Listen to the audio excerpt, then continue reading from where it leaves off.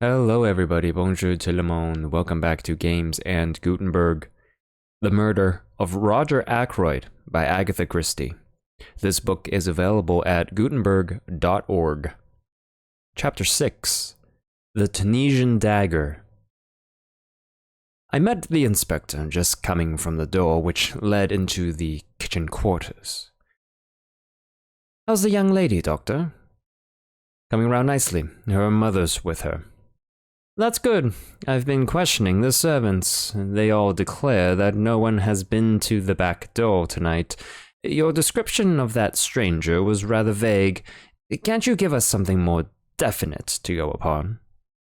"I'm afraid not," I said regretfully. "It was a dark night, you see, and the fellow had his coat collar well pulled up and his hat squashed down over his eyes." Said the inspector. "Looked as though he wanted to conceal his face. Sure it was no one you know?" I replied in the negative, but not as decidedly as I might have done. I remembered my impression that the stranger's voice was not unfamiliar to me. I explained this rather haltingly to the inspector. "It was a rough, uneducated voice, you say?" I agreed, but it occurred to me that the roughness had been of an almost exaggerated quality. If, as the inspector thought, the man had wished to hide his face, he might equally well have tried to disguise his voice. "Do you mind coming into the study with me again, Doctor? There are one or two things I want to ask you." I acquiesced. Inspector Davis unlocked the door of the lobby. We passed through, and he locked the door again behind him. "We don't want to be disturbed," he said grimly. "And we don't want any eavesdropping either. What's all this about blackmail?" "Blackmail?" I exclaimed, very much startled. "Is it an effort of Parker's imagination, or is there something in it?" "If Parker heard anything about blackmail," I said slowly, "he must have been listening outside this door with his ear glued against the keyhole." Davis nodded. "Nothing more likely. You see, I've been instituting a few inquiries as to what Parker has been doing with himself this evening. To tell the truth, I didn't like his manner. The man knows something. When I began to question him, he got the wind up and plumped out some garbled story of blackmail." I took an instant decision. "I'm rather glad you've brought the matter up," I said. "I've been trying to decide whether to make a clean breast of things or not. I'd already practically decided to tell you everything, but I was going to wait for a favorable opportunity. You might as well have it now." And then and there I narrated the whole events of the evening as I have set them down here. The inspector listened keenly, occasionally interjecting a question. "Most extraordinary story I ever heard," he said, when I had finished. "And you say that letter has completely disappeared? It looks bad. It looks very bad indeed. It gives us what we've been looking for, a motive for the murder." I nodded. I realized that. "You say that Mr. Ackroyd hinted at a suspicion he had that some member of his household was involved. Household's rather an elastic term." "You don't think that Parker himself might be the man we're after?" I suggested. "It looks very like it. He was obviously listening at the door when you came out. Then Miss Ackroyd came across him later, bent on entering the study. Say he tried again when she was safely out of the way. He stabbed Ackroyd, locked the door on the inside, opened the window and got out that way, and went round to a side door which he had previously left open. How's that?" "There's only one thing against it," I said slowly. "If Ackroyd went on reading that letter as soon as I left, as he intended to do, I don't see him continuing to sit on here and turn things over in his mind for another hour. He'd have had Parker in at once, accused him then and there would have been a fine old uproar. Remember, Ackroyd was a man of choleric temper. "Mightn't have had time to go on with the letter just then," suggested the inspector. "We know someone was with him at 9:30. If that visitor turned up as soon as you left, and after he went, Miss Ackroyd came in to say good night, well, he wouldn't be able to go on with the letter until close upon 10 o'clock. And the telephone call? Parker sent that all right, perhaps before he thought of the locked door and open window. Then he changed his mind, or got in a panic, and decided to deny all knowledge of it. That was it. Depend on it." "Yes," I said, rather doubtfully. "Anyway, we can find out the truth about the telephone call from the exchange, if it was put through from here. I don't see how anyone else but Parker could have sent it. Depend upon it, he's our man. But keep it dark. We don't want to alarm him just yet, till we've got all the evidence. I'll see to it he doesn't give us the slip. To all appearances, we'll be concentrating on your mysterious stranger." He rose from where he had been sitting astride the chair belonging to the desk, and crossed over to the still form in the armchair. "The weapon ought to give us a clue," he remarked, looking up. "It's something quite unique. A curio, I should think, by the look of it." He bent down, surveying the handle attentively, and I heard him give a grunt of satisfaction. Then, very gingerly, he pressed his hands down below the hilt and drew the blade out from the wound. Still carrying it, so as not to touch the handle, he placed it in a wide china mug which adorned the mantelpiece. "Yes," he said, nodding at it. "Quite a work of art. There can't be many of them about." It was, indeed, a beautiful object. A narrow, tapering blade, and a hilt of elaborately intertwined metals of curious and careful workmanship. He touched the blade gingerly with his finger, testing its sharpness, and made an appreciative grimace. "Lord, what an edge!" he exclaimed. "A child could drive that into a man, as easy as cutting butter. A dangerous sort of toy to have about." May I examine the body properly now?" I asked. He nodded. "Go ahead." I made a thorough examination. "Well," said the inspector when I had finished. "I'll spare you the technical language," I said. "We'll keep that for the inquest. The blow was delivered by a right-handed man standing behind him, and death must have been instantaneous. By the expression on the dead man's face, I should say that the blow was quite unexpected. He probably died without knowing who his assailant was." "Butlers can creep about as soft-footed as cats," said Inspector Davis. "There's not going to be much mystery about this crime. Take a look at the hilt of that dagger." I took the look. "I dare say they're not apparent to you, but I can see them clearly enough." He lowered his voice. "Fingerprints." He stood off a few steps to judge of his effects. "Yes," I said mildly. "I guessed that." "I do not see why I should be supposed to be totally devoid of intelligence. After all, I read detective stories and the newspapers, and am a man of quite average ability.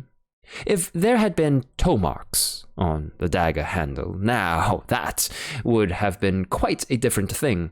I would then have registered any amount of surprise and awe. I think the inspector was annoyed with me for declining to get thrilled. He picked up the china mug and invited me to accompany him to the billiard room. "I want to see if Mr. Raymond can tell us anything about this dagger," he explained. Locking the outer door behind us again, we made our way to the billiard room, where we found Geoffrey Raymond. The inspector held up his exhibit. Ever seen this before, Mr. Raymond? Why, I'm almost sure that is a curio given to Mr. Ackroyd by Major Blunt. It comes from Morocco, no, Tunis. So the crime was committed with that? What an extraordinary thing. It seems almost impossible, and yet there could hardly be two daggers the same. May I fetch Major Blunt? Without waiting for an answer, he hurried off. Nice young fellow, that, said the inspector. Something honest and ingenuous about him. I agreed. In the 2 years that Geoffrey Raymond has been secretary to Ackroyd, I have never seen him ruffled or out of temper. And he has been, I know, a most efficient secretary. In a minute or two, Raymond returned, accompanied by Blunt. I was right, said Raymond excitedly. It is the Tunisian dagger. Major Blunt hasn't looked at it yet, objected the inspector. So at the moment I came into the study, said the quiet man.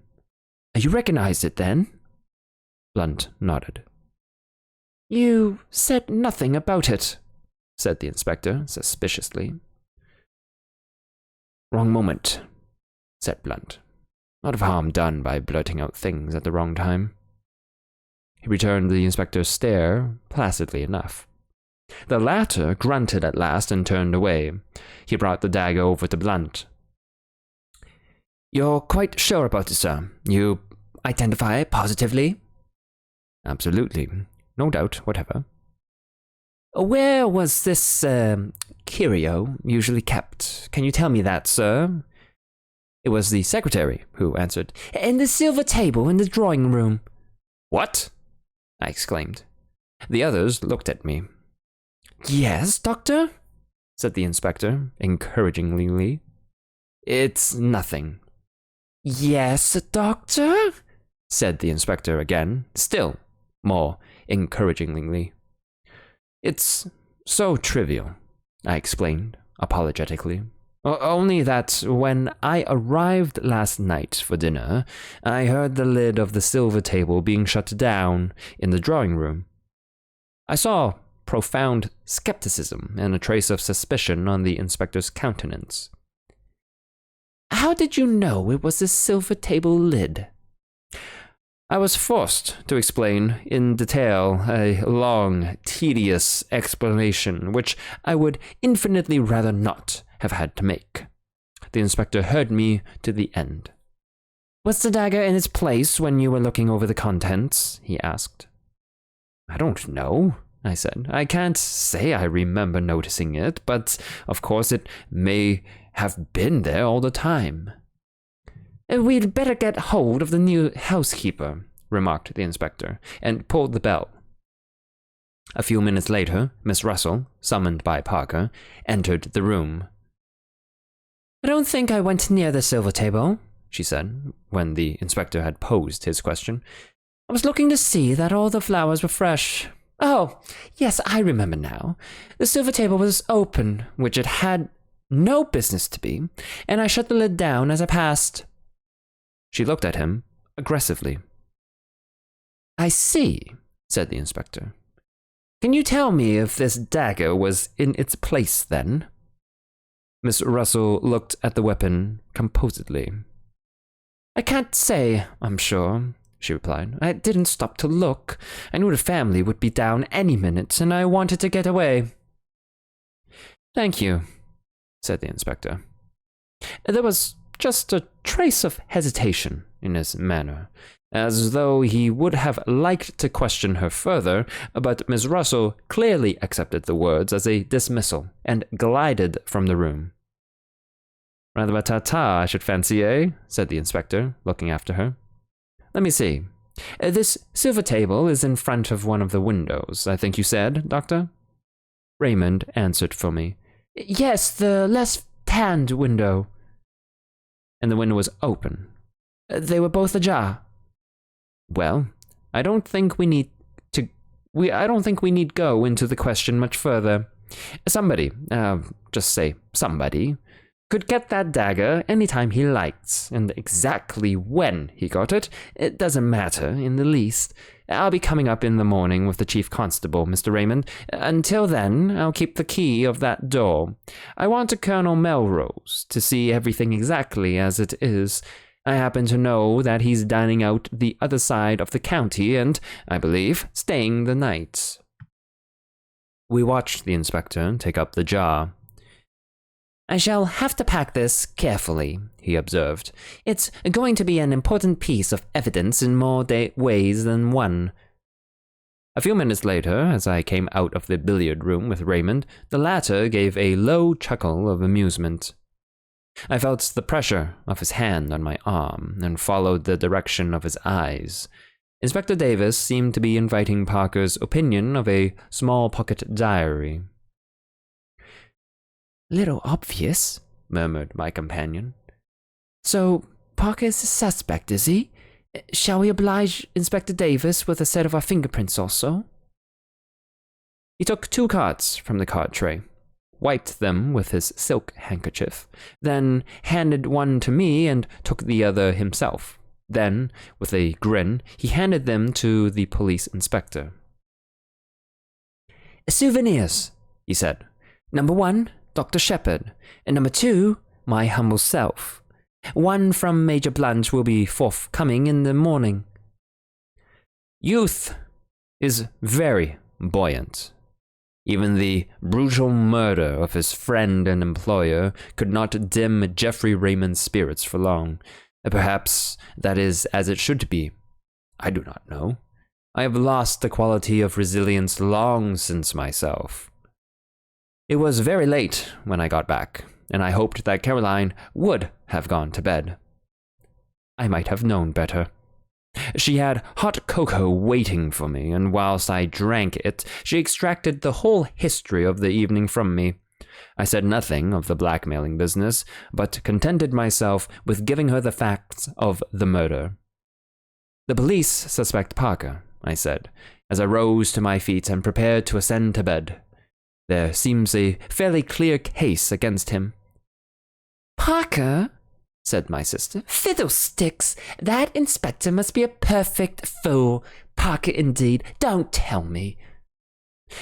With which obscure pronouncement, we went up to bed. End of chapter 6 of The Murder of Roger Ackroyd by Agatha Christie. This book is available at Gutenberg.org. Thank you for listening.